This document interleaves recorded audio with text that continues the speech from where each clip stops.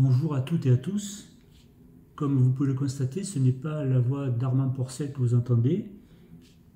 Je m'appelle Bernard Allione, je connais Armand depuis de nombreuses années et il m'a demandé si je voulais bien faire la partie démonstration de quelques tours d'André Robert. Bien entendu, c'est avec plaisir que j'ai accepté en espérant que je serai à la hauteur de cette tâche. Alors, le tour d'André Robert que je vais vous présenter aujourd'hui se nomme Arrière-plan. Pour ce tour, on a besoin d'un jeu de cartes. Là, un jeu de cartes dos rouge. Les faces des cartes, rien de spécial, toutes différentes, rien de particulier à noter. Alors, pour commencer, d'abord, on va mélanger le jeu.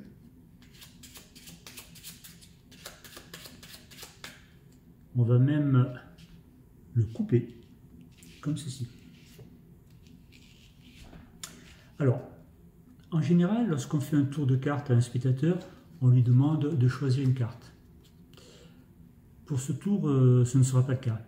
Je vais demander à un spectateur de choisir un paquet de cartes. De cette manière, c'est-à-dire que je vais effeuiller le jeu de bas en haut, comme ceci, et il me dira stop quand il souhaite. Alors, je n'ai pas de spectateur aujourd'hui avec moi, donc on va faire comme si on avait un. Alors, s'il vous plaît, spectateur, dites-moi stop. Stop. Voilà. Donc là, nous avons un petit paquet de cartes avec un certain nombre de cartes, je me suis arrêté au stop du spectateur.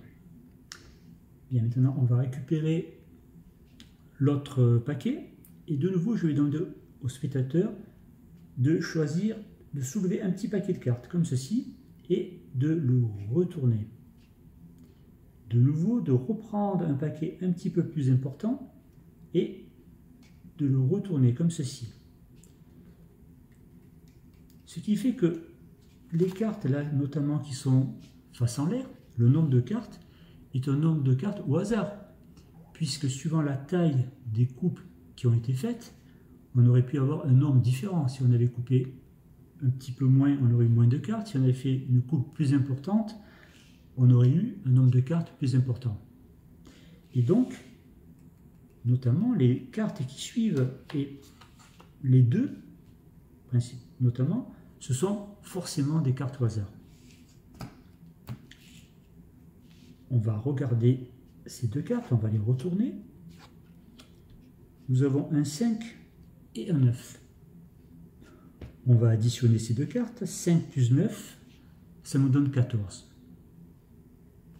Ici, on a un petit paquet qui a été fait de manière au hasard. Ce serait quand même assez extraordinaire si le nombre de cartes de ce petit paquet correspondait à 14. Nous allons vérifier. 1, 2, 3, 4, 5, 6, 7, 8, 9, 10, 11, 12, 13, 14. Super. Alors, je sais ce que vous allez dire. C'est peut-être un coup de chance.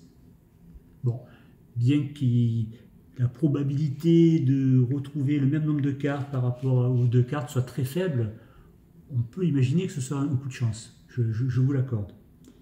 Mais pour vous prouver que c'est vraiment de la vraie magie, on peut recommencer l'expérience une seconde fois. Alors, on va le faire. De nouveau, je vais demander au spectateur de me dire stop. Stop. Voilà. Encore un petit paquet ici. Alors, cette fois-ci, je vais changer un petit peu la méthode. C'est-à-dire, je ne vais pas récupérer deux cartes de ce paquet pour faire la somme et déterminer le nombre de cartes de ce paquet. Mais je vais directement les prendre dans ce paquet. Mais je vais me compliquer la tâche, à savoir que je vais prendre ce paquet et je vais le mélanger comme ceci. Ce qui fait que, ne connaissant pas les cartes, et encore moins les valeurs de ces cartes qui sont face en bas. Alors maintenant, je vais prendre deux cartes au hasard dans ce paquet, de cette manière. on va les retourner. Nous avons 10 et 8. On va refaire la somme. 10 plus 8, 18. Vérifions à nouveau. 1, 2, 3, 4, 5, 6, 7, 8, 9, 10, 11, 12, 13, 14, 15, 16, 17, 18. Super. La magie a opéré une deuxième fois. Alors maintenant, si vous voulez, je peux aller un petit peu plus loin. Et pour cela, je vais faire une prédiction. Je vais prendre un petit papier, et je vais noter une carte.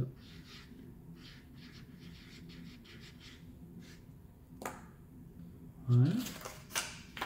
Je vais plier ce petit papier que je vais poser ici. Voilà. Je reprends le jeu de cartes. De nouveau, je vais le mélanger.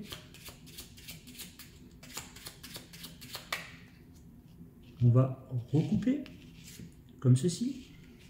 Et je vais demander au spectateur de récupérer une petite moitié. Comme ceci. Je vais étaler les cartes.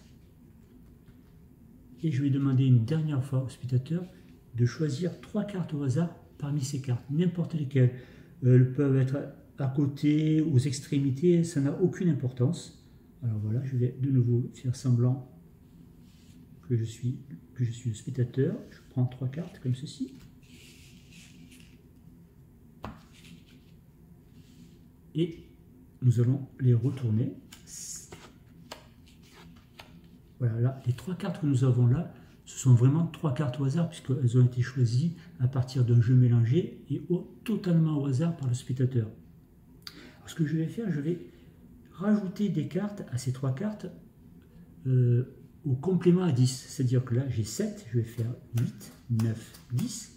Là, j'ai 9, 10. Là, j'ai 3, 4, 5, 6, 7, 8, 9 et 10.